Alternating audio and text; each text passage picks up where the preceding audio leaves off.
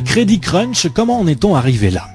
La question n'est pas sur toutes les bouches, bien évidemment. Ceux qui, depuis les années 80, ont servi les architectes de l'idéologie néolibérale connaissent la réponse et craignent aujourd'hui qu'elle s'ébruite. Les coupables aujourd'hui se taisent, ou bien comme Brown, Bush, Sarkozy et leur clique, essayent de sauver les meubles à coups de nationalisation. Hélas pour eux, et bientôt pour nous, le navire continue de couler et rien ne semble assez bon pour lui faire redresser le nez. Alors qui sont-ils ces coupables? Les banquiers et les financiers anglo-saxons? Oui, bien sûr, mais derrière eux se dressent les élites politiques et économiques des nations industrialisées qui nous ont imposé la déréglementation des marchés financiers et de l'économie, la liquidation de l'État qui allait nous mener à la ruine, disait-il, et qui aujourd'hui se trouve être le seul garant de notre avenir.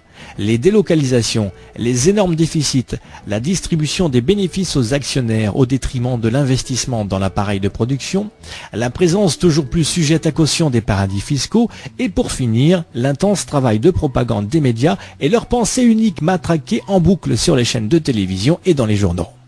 C'est en fait tout un système qui nous a menés au bord du gouffre, une idéologie basée sur l'idée absurde que les marchés peuvent se réguler seuls, sans aucune intervention et surtout pas celle de l'État.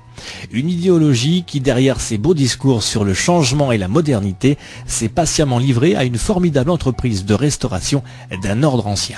À la nouvelle tombée mercredi 8 octobre 2008, Gordon Brown venait de nationaliser en partie l'industrie financière anglaise. Le contribuable, une fois de plus, se voyait jeter en pleine figure le vieil adage néolibéral, privatisation des bénéfices et nationalisation des pertes. C'est par cette petite phrase que les plus grosses fortunes françaises actuelles ont acquis frauduleusement leurs milliards.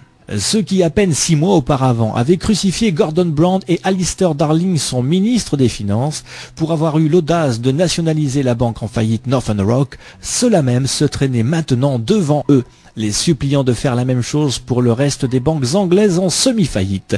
Le monde à l'envers.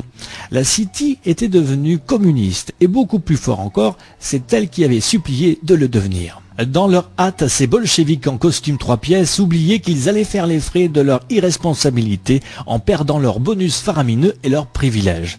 Mais surtout, les classes politiques qui jusqu'à présent les avaient protégés n'allaient pas tarder à se retourner contre eux. Mais au-delà des représailles, ces Golden Boys sont coupables d'un crime que leur père leur reprochera amèrement pendant des décennies, celui d'avoir mis fin prématurément au néolibéralisme et à toute kyrielle d'idéologie ultra-conservatrice qui alimente le fil rouge de la pensée unique.